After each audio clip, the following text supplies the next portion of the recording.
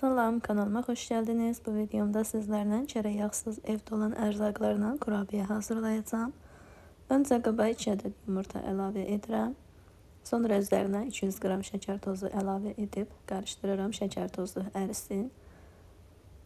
Ondan sonra isə üzərinə 200 ml duru yağ əlavə edirəm. Yenə qarışdırıram.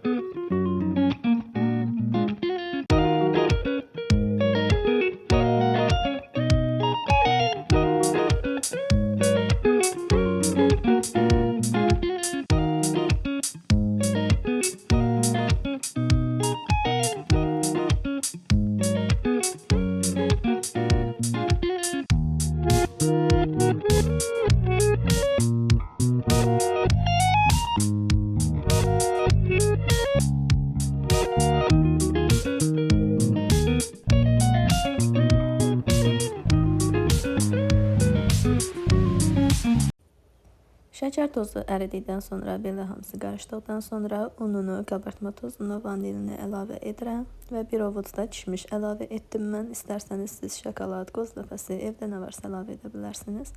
Heç bir şey əlavə etməsəniz də olar.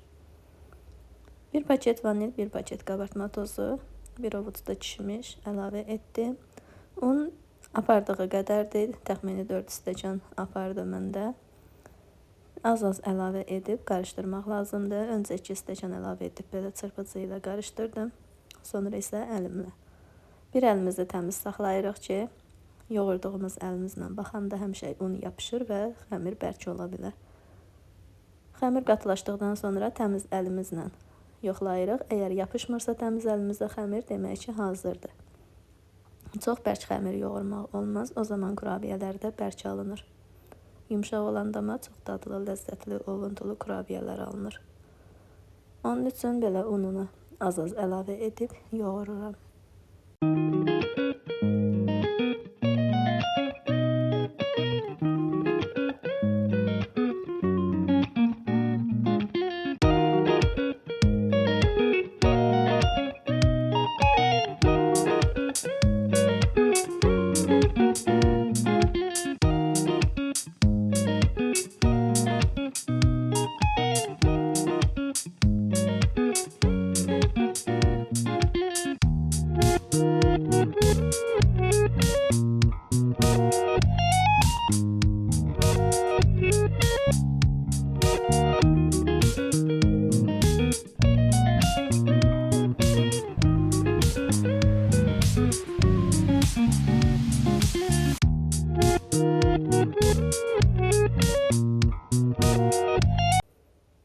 Və belə yumru formalar verirəm.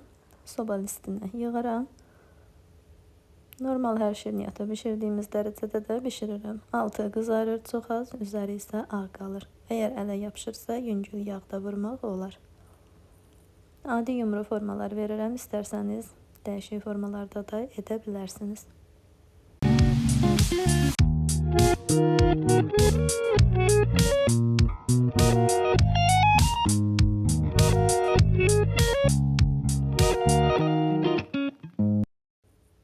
Və budur, artıq pişdi. Çox gözəl, dadlı, ovulan, ağızda əriyən kurabiyələr alındı. Bərəkətli də bir reseptdir. Sizlər də hazırlayın, nuş edin.